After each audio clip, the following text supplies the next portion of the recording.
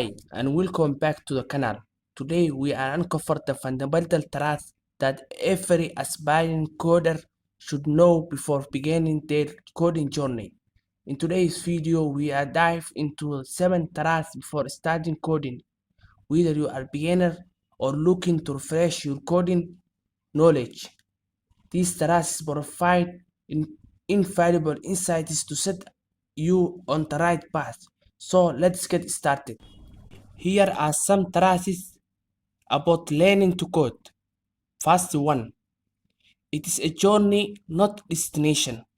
Coding is a skill that takes time and practice to develop. Don't get discouraged if you don't pick up it overnight. The important thing is to be persistent and keep learning. Start with a reason. Knowing why you wanted to learn will help you stay motivated. You want to build a website, automate a task. Once you know your goal, you can choose a language and learn the path that aligns with it.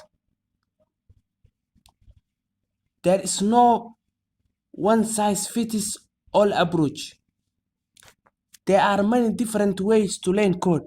Some people prefer online courses, while others prefer to learn from books or tutorials. Experiments. Find what works best for you. Practice is a key. The best way to learn to code is to write the code.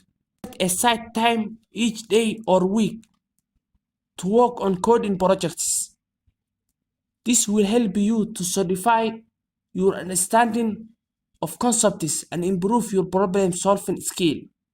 Embrace your mistakes.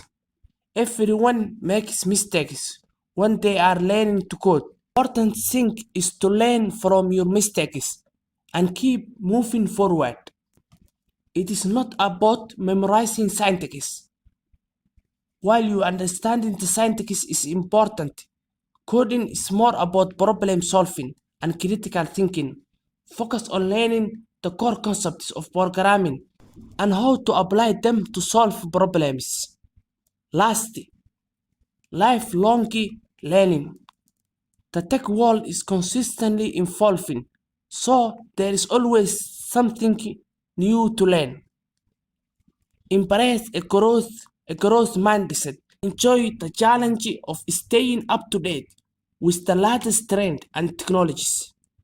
If you have any question or suggestions, leave a comment below.